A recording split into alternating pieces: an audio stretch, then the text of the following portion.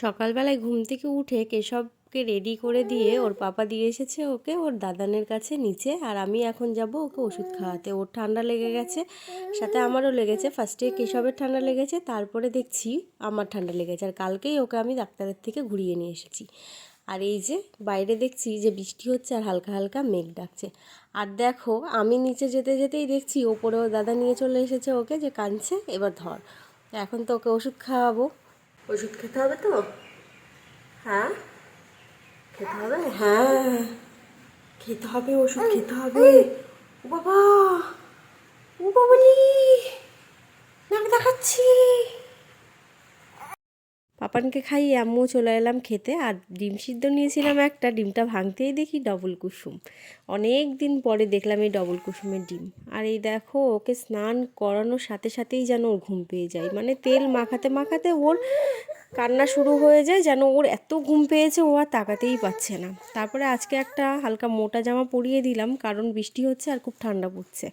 আর এমনিই ওর ঠান্ডা লেগে যায়, তার জন্য এটা পরিয়ে দিয়েছি। আর দেখো ঘুমিয়ে পড়েছে, আমি মাথায় হাত দিতেই ওর ঘুম ভেঙে গেল। এরকমই ঘুমাই, তার আগে এত কান্নাকাটি করে যেন কত ঘুমিয়ে পড়বে।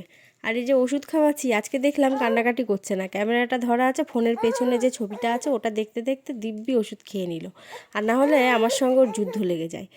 যখন ভাবলাম যে জেগেই আছে, এর মধ্যে দিয়ে আমি ক্রিমটা মাখিয়ে নিই। আর দেখো ক্রিম মাখাতেও ওর বিরক্ত, মুখে চোখে হাত দিয়ে দেবে।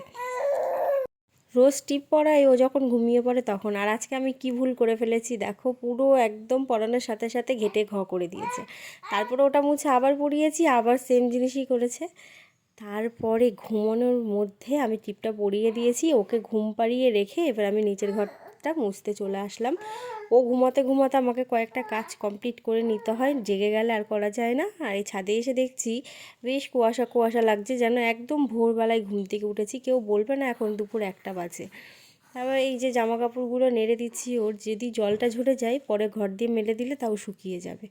কিন্তু মেলতে মেলতেই দেখছি আবার বৃষ্টি চলে এসেছে। দেখো বৃষ্টি পড়তেও শুরু করে দিয়েছে। আবার সব জামাকাপড় আমি তুলে এই যে এখানটায় জড়ো করে রাখলাম, যদি আবার বৃষ্টিটা কমে তখন আবার মেলে দেবো। এই জিনিসগুলো হয় বৃষ্টির সময়। আর যাদের দোতলার ছাদে মেলতে হয় না, তাদের এই জিনিসটা খুব কষ্টের। খালি বারে বারে সিঁড়ি দিয়ে ওঠো, আবার জামাকাপড় মেলো, আবার যদি বৃষ্টি আসে তুলে ফেলো। তারপরে চলে আসলাম ওপরের ঘর বারান্দাগুলো সব ঝাড় দিতে। ও এখনও কিন্তু ঘুমাচ্ছে, আর আমাকে এত তাড়াতাড়ি কাজগুলো কমপ্লিট করতে হচ্ছে, কারণ উঠে গেলেই কিন্তু ওকে কোলে নিতে হবে। ও আর একা থাকবে না। আর এখন খাটের মধ্যে দিয়েও ঘুরতে শিখে গেছে, যার কারণে ওকে আমার একা একা রাখতে খুব ভয় লাগে।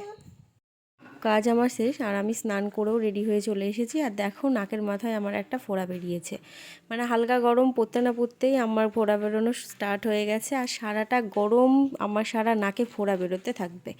আর এটা হচ্ছে ফার্স্ট ফোড়া। আর এই দেখো আমার কেশব বাবা এখনও ঘুম দিচ্ছে। তো এই ফাঁকে আমি একটু খাওয়া দাওয়াটা করে নিই, তাহলে আমার সমস্ত কাজ কমপ্লিট হয়ে যাবে। খাওয়াটা মেন বাকি ছিল।